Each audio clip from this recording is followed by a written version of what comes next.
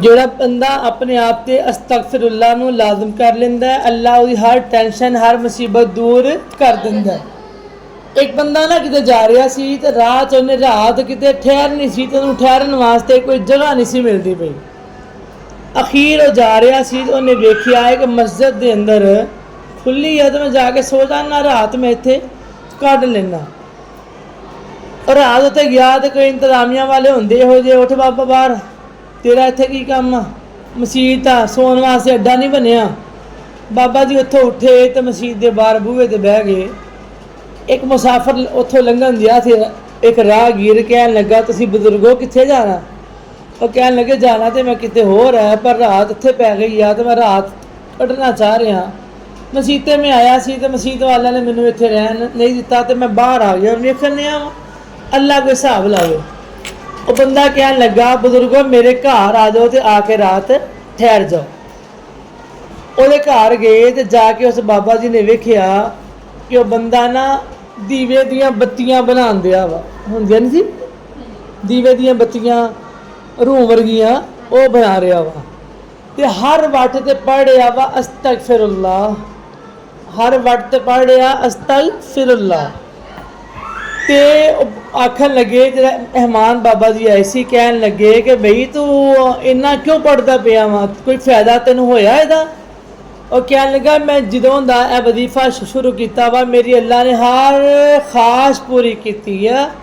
ਅੱਲਾ ਨੇ ਹਰ ਗਮ ਤੋਂ ਬਚਾਇਆ, ਹਰ ਮੁਸੀਬਤ ਤੋਂ ਬਚਾਇਆ। ਮੈਂ ਜਿਹੜਾ ਵੀ ਕੰਮ ਕਰਨਾ ਮੇਰੇ ਮੂੰਹ ਤੇ ਅਸਤਗਫਿरुल्लाह ਅਸਤਗਫਿरुल्लाह ਹੁੰਦਾ।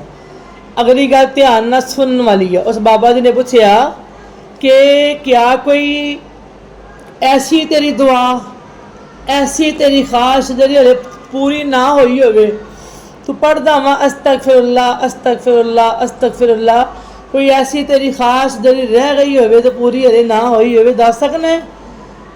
ਅੱਗੋਂ ਬੰਦਾ ਕਹਿਣ ਲੱਗਾ, ਹਾਂ ਮੇਰੀ ਇੱਕ ਖਾਸ਼ ਆ ਜਿਹੜੀ ਹਲੇ ਪੂਰੀ ਨਹੀਂ ਹੋਈ, ਮੈਂ ਅਸਤਗਫਿरुल्लाह ਤਾਂ ਪੜ੍ਹਨਾ ਵਾ ਤੇ ਅੱਲਾ ਕਰੇ ਮੇਰੀ ਉਹ ਵੀ ਖਾਸ਼ ਪੂਰੀ ਹੋ ਜਾਵੇ।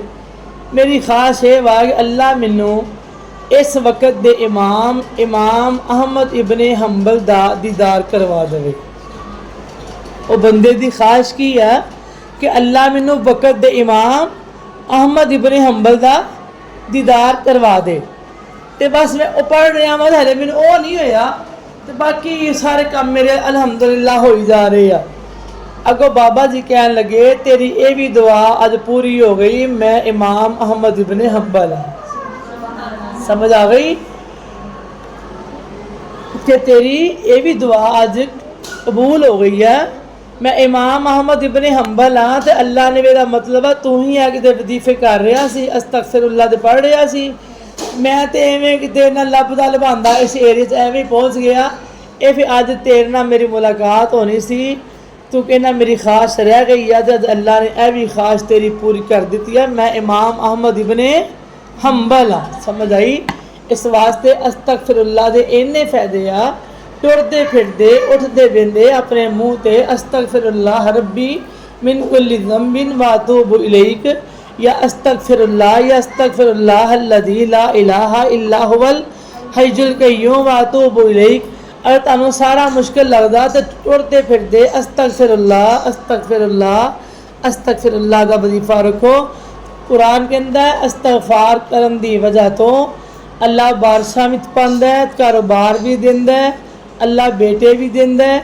और नबी सलाम की हदीस है, इस्तगफार की बरकत नाल अल्लाह हर तंगी नूं आसानी च बदल दिंदा है, अल्लाह हर मामले अंदर आसानी लै आउंदा है। और अल्लाह बंदे नूं रिज़क भी उथों दिंदा है जिथों बंदे ने सोचिया भी नहीं हुंदा कि मैनूं कित्थों आएगा।